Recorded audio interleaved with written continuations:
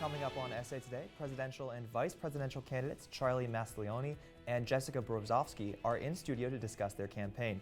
And the women's basketball team takes on the University of Connecticut tonight. Find out where you can watch the game. In for Johnny Oliver, I'm Topher Lane. Essay Today starts now.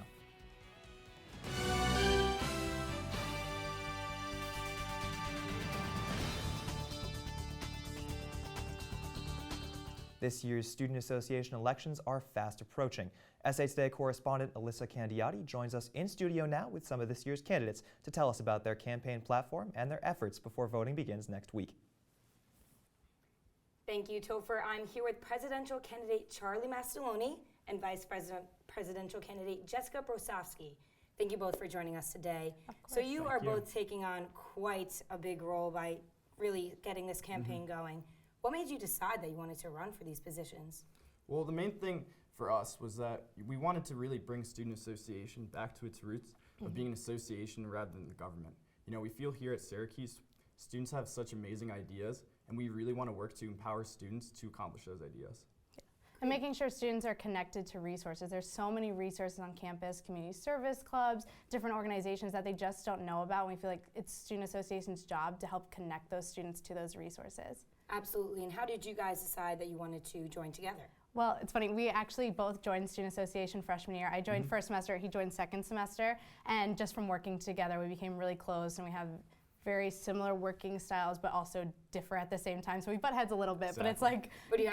It's really good to keep each other on point. But we've just always been good friends, and we knew we wanted to do this basically since freshman year. So it's good background to have. Yes, so that's great. And what are some issues that you have both been focusing on that you would really like to focus on if you are elected? Yeah, so our platform consists of 4 main pillars: culture, community, diversity, and safety.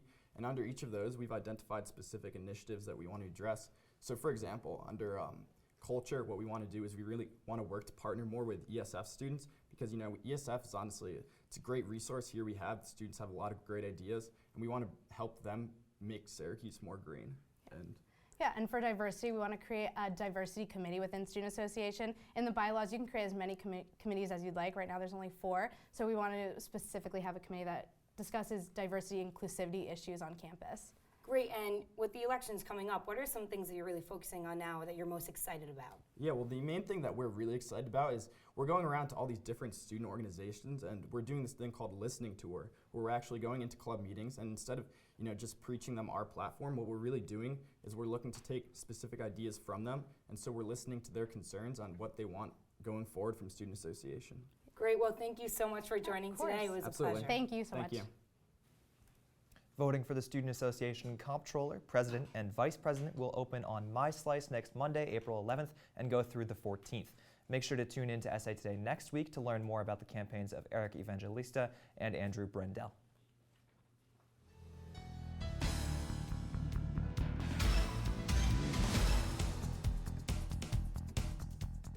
The Student Association spent time discussing the creation of a Director of Diversity Affairs within the program during their weekly meeting. Essay debated whether it would be better to have one person in charge of the diversity affairs or if the job should be covered by a committee. The Assembly has not come to a decision but will discuss the issue in coming weeks. Essay President Aisha CDOT also announced that the Assembly will continue to sponsor undergraduate research. CDOT said Essay is planning to provide $10,000 for students to conduct research this summer. During last night's meeting, the Assembly also reviewed the success of sending students by bus to the Final Four games. CDOT will join us later in the show with a full update. Former U.S. Secretary of State Madeline Albright visited campus today to deliver a lecture. Albright delivered the Tanner Lecture on Ethics, Citizenship, and Public Responsibility at Hendricks Chapel. The event took place at 3 p.m. and was free and open to the public. The lecture was an open forum for students to explore questions about ethical citizenship. Albright spoke about her time as a UN ambassador, long career in foreign diplomacy, and tough decisions she made. The role of the United States abroad was a main talking point. Albright was the first woman to ever hold the position of Secretary of State. Watching when America was involved. And the women's national championship basketball game is not involved. Also made a difference. That's kind of the baggage that I came with.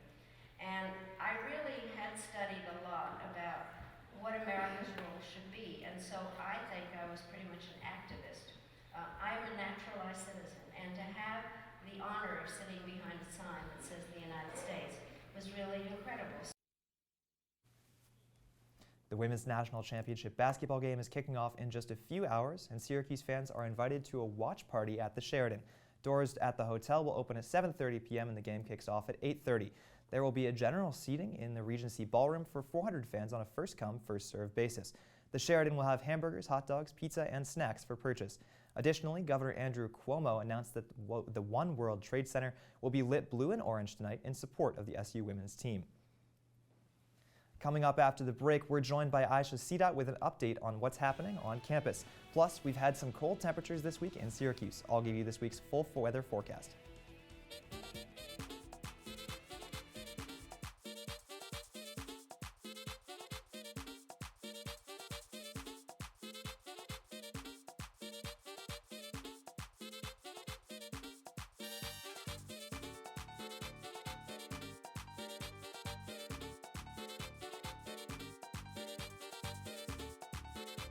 Watch CitrusTV Noticias at 3 p.m. every Sunday on the Orange Television Network.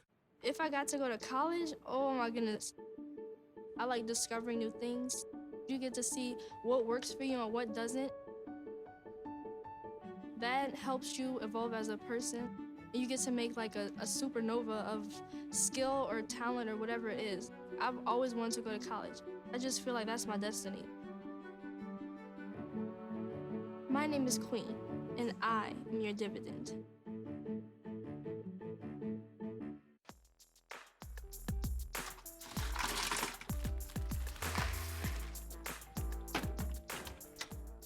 Thank you.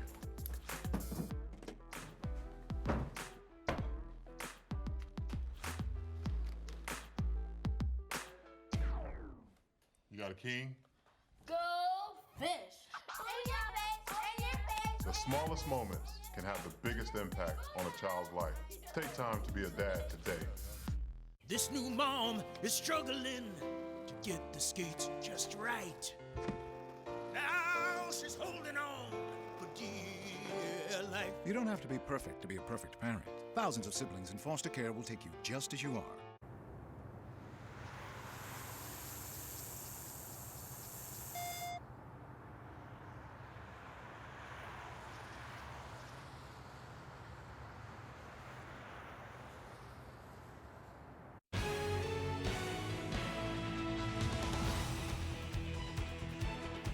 A lot has been happening on campus recently with both the men's and women's basketball teams making the Final Four and Student Association elections fast approaching. Student Association President Aisha Sidat joins us now with an update on the projects SA has been working on. Hi everyone, my name is Aisha Sidat and I'm your Student Association President. We're proud to announce that we've been working on a lot of initiatives coming up. Lately, the last week, we've been able to sponsor 4 buses that went to Houston for the Final Four game and 1 bus that went to Indianapolis. The Final Four bus that was at Houston returned last night, and then the Indianapolis bus will be returning at the conclusion of tonight's game. Go Orange! We actually learned a lot through these past few trips, and what we're going to be doing is kind of compiling a lot of notes so we can be able to sponsor more of these buses in the future should Syracuse advance to the Final Four again. We're also happy to announce that in conjunction with the Provost's Office and the Office of Research, we'll be announcing an undergraduate research grant program to sponsor research for undergraduate students who may not be sponsored through any other office on campus for research as well. So look out for that as well. And then lastly, the bike share program will be launching at the end of the summer. We're in the process of purchasing some bikes that will be lodged right in front of the Shine Student Center, so be sure to look out for that. The bikes will be painted orange and blue as well. Thank you.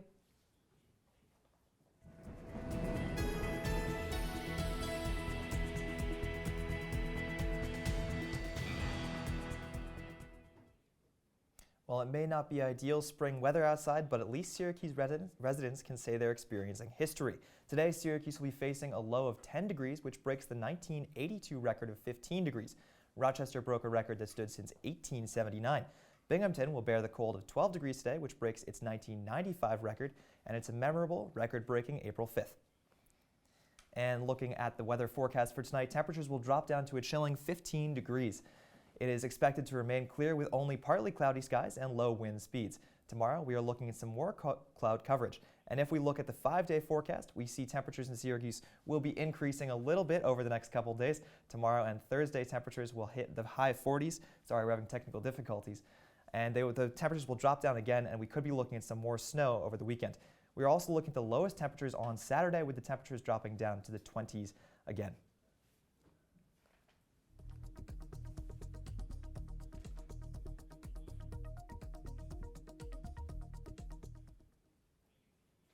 State police say the fire that killed an 8-year-old girl in Vernon was accidental. Police and fire investigators have been searching the scene of the fire that killed Zoe Brown Sunday afternoon. Brown's mother and 5 siblings escaped the fire that destroyed most of their 2-story home. Police say there is no official cause and the fire may have been started by a candle.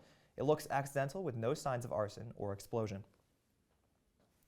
A central New York church is expanding and renovating with a $3.5 million capital project. According to church officials, Immaculate Conception Church in Fayetteville will shut down its existing parish building this summer and reopen its doors again in the fall. While the church is closed, Mass will be held in the community hall on the church campus. And federal prosecutors are urging a judge to send former New York State Senate Majority Leader Dean Skelos to prison. The prosecutors are pushing a sentence of 12 to 15 years and a fine of more than $350,000. Prosecutors say he and his son sought extortion payments that totaled over $760,000 from 3 Long Island companies and took more than $334,000. And after the break, I'll tell you what's coming up on Orange Television Network. Stay with us.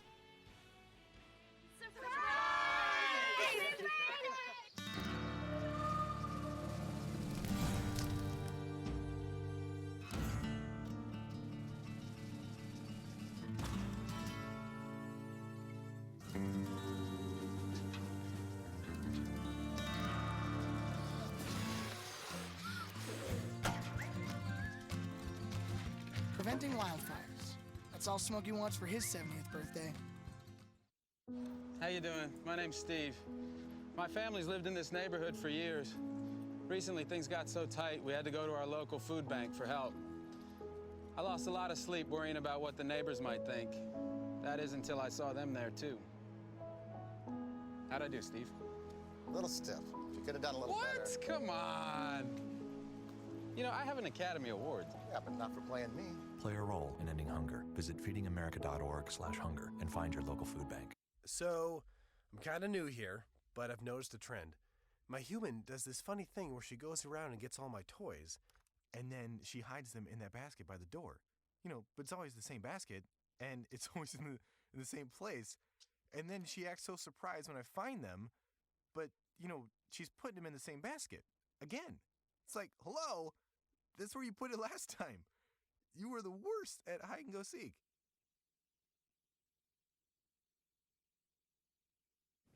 Coming up next on Orange Television Network, stick around for Sports on the Quarter, followed by Orange Press Pass at 6:30.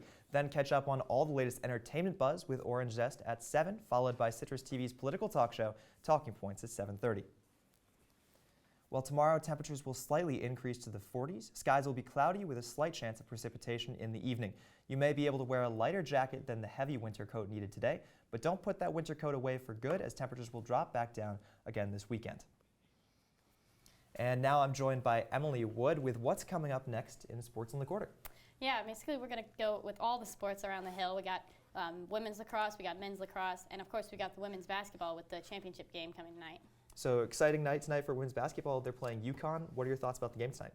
You know, obviously it's an historical season for the Syracuse women. You know, making it this far is great, but who knows? Maybe they can take down the 3-time champion UConn. We'll see. Yeah, they've won something like 74 straight games, so it's it's impressive. I think they're 115-1 in their last 116 games, so it'll be quite the challenge. And then big news coming from the men's basketball team, Caleb Joseph, sophomore guard, transferring. Well, how do you feel about that? Yeah, I mean, it's always sad to see somebody go, but, you know, it opens up a scholarship spot, so I think it'll be good for the Orange in the long run, and good for him.